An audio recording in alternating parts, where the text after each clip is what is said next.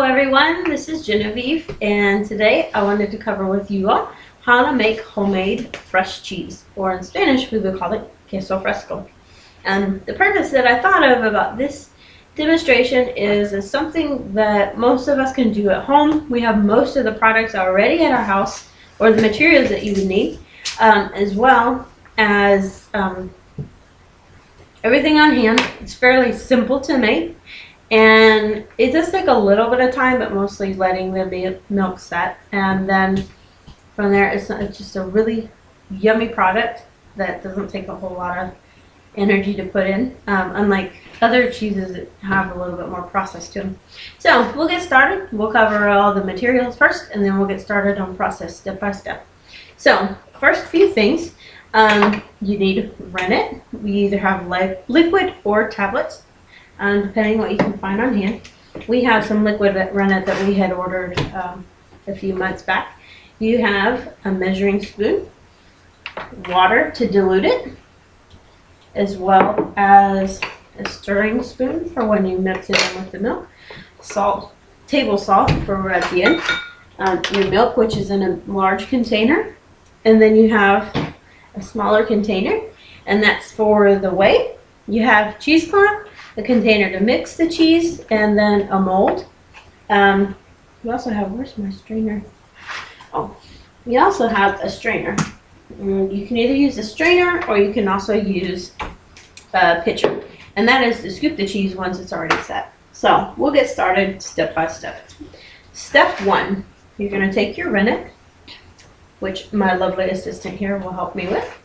And you're going to measure it out. For us, because we had 2 gallons of milk, it was a 1/4 teaspoon of rennet to a 1/4 cup cool water. Go ahead and pour it in. Okay, and you want to stir that. Stir that for about a minute so that it gets very well dissolved. Now, tablets are a little bit different, where you can tell that you'll need to dissolve it, but you want to make sure that it gets dissolved in water first. That helps with the dilution part once you've added it to our milk. Fresh milk actually works better than store-bought milk, but you also can use store-bought milk. There's another product that you would have to add. Off the top of my head, I cannot remember, but I know it helps let the enzymes start working. So you pour it in here. Aren't you gonna pour it in for real? Pour it in. No. I'm not going to pour it in for real. We've already set our milk so that the process gets moved a little bit faster. You already did that? Yep, we already did that. Can you believe it? Yes. Otherwise, we would have to be on hold for a couple hours. So once you have it in there, you're going to stir it. And you want to get a timer, because you want to time yourself for at least 2 to 3 minutes. And that is to ensure that, one, the rennet gets very well mixed, which my assistant will help me with. Stir like this.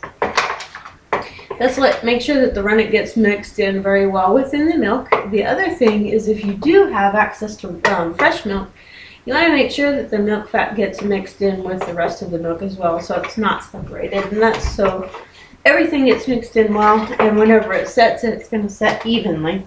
Thank you, assistant. Okay, so once you have it mixed up and it's everything ready, you're going to let it sit. Now, it's going to take a couple hours. The first set, you want to let it sit for at least an hour and a half, 2 hours. And that's to ensure that the milk and the water or the whey and the cheese have time to separate. You'll know that it's ready when you have a considerable amount of water that you can see when you tilt it. You can also tell that it's a nice firm mass. And so when you have that, you can in a minute. Once you have that done, we're only going to do 1 scoop, okay? Once you have that done, though, you want to break it up into tiny little pieces, which you probably can't see on the camera, but it's tiny little pieces dissolved. And then you're going to let that sit for another 30 minutes. And what that ensures is that by letting it sit for another 30 minutes, that water further dissolves away from the cheese curds. And so what you're left with is the more solid form of the cheese, which is what you're going to use to make our fresh cheese. So once you have it set, which we've let it set both times already, you're going to scoop it out, and you're going to pour it into your cheesecloth. Just a little bit more, okay, bud? A little bit more? Mm-hmm. Mm-hmm. That's good. Okay. You want to get as much water out as you can. That helps the second step go a little bit faster and a little bit smoother. Okay, bud. Okay. Come. All right. Okay. Okay, so Next step. So the next step after that is, and that's why you want to have that container and your cloth ready, is, and this is what takes a little bit more time. So you want to make sure you're going to express that water out of it. So you got to squeeze. It is the coolest part I've ever done. Mm-hmm. And it's actually good for kids too. It gives them a way to be involved in this and gives them a chance to get messy. So anyhow, you want to squeeze, and squish. And what you're trying to do here is you want to get as much water as you possibly can out. That makes your cheese set a lot more firm than if you didn't. We already had started some. Didn't quite get enough water out, and so we're going to do a second round. And see if maybe this time around we can get more of the cheese with less water included. Now it's okay if you don't get everything. I mean, we're not necessarily looking for perfection, but what you want is something fairly firm in here where you're not getting a whole lot of water out. Now if you were to use like a pillowcase, we don't need any more salt, but we'd already added salt to the first time when we did this, and so we're not going to add any more salt. If you get it too salty, then it's kind of, it doesn't taste as near as well. Of course, that's, you season it to, to taste. So for us, it's fine. Hey, Mommy. Yes. What if we made Halloween cheese? What if we made Halloween? Maybe in the next month we'll have to come back and we can maybe add Halloween cheese. Maybe add a little bit of orange. We'll have to shape it into a pumpkin. Yeah, into a pumpkin. No, this is kind of a neat project too for kids. Something that, like, if you have a bunch of 4-H'ers and you have like neighbors that have the, it gives them something different than just showing the animal. It gives them a chance to use the product off the animal in a different way and be able to show that as well. That's actually something that we've covered in our 4-H club as another possible project. And like I said, most of the things that we have here we actually had on hand. The only two things that we would have had to purchase would be the cheesecloth and the rennet. Everything else you probably have in your kitchen. So, good job. See? I'm messy. That's half the fun, I gather.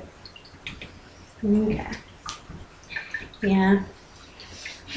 And make sure you get as much of the water, like I said, as much as you can. It won't always be perfect. But like I was thinking, this brought me back to think, if you didn't have a cheesecloth on, this part you'd have to be a little bit more careful if you used a different kind of material, just because you're working with seams. This right here, you don't have any seams, like sewing seams is what I'm referring to. But no, this is about what you want. You want it to be kind of sticky like this, but not where a whole, water shouldn't be coming off like in excess.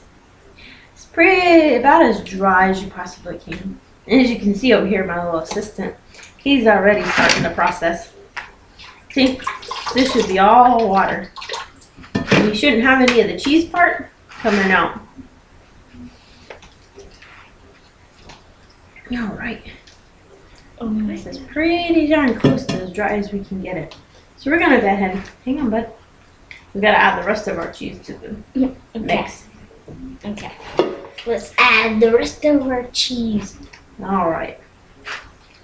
So see if it's dry enough. It should just fall right off of the. See? Yeah. It should fall right off of the cheesecloth. You can see some of these chunks of ours, like, the drier it is, the better. It's a little bit easier to mix.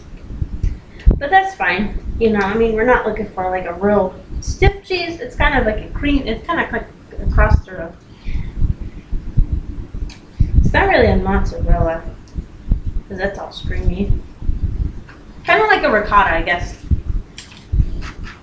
But it's a little bit stiffer than a ricotta. So that's about as close as I'm going to be able to get it for now. All right, bud. So now you want to mix it. You want to mix and mush and mix. Okay? What you're trying to do, you want to make sure that the salt, not the sugar, the salt gets mixed in really well. Plus, you want it to get a nice thick texture. You don't want those curds to be left in chunks. So at this point, you should have your cheese, nice thick consistency. Okay. Here, throw it off your fingers, bud. That's enough. Leave it off your fingers. See how fun this can be. Gets them really into it. All right. Now what I Now, hang on. No, hang on. All right. So it should turn out like a consistency probably similar to like a ricotta. Then you're gonna stick it in your container, in your mold. Okay? I'm You're gonna mash that down just like so. Punch it. Gonna mash it? Yeah, just like that. Punch. And what you're trying to do is you want to form it to the mold of whatever you have. Now we have a bowl here, which is perfectly fine. You can use Tupperware. You can just use just about anything. But the goal here is to make sure that it's as firm as you can, but you want to get it set to about what it looks like. And there is our fresh cheese, which matches the color of our bowl. All right, so let's recap what we did. First, we started off with all of our ingredients. We started off with fresh cheese, rennet,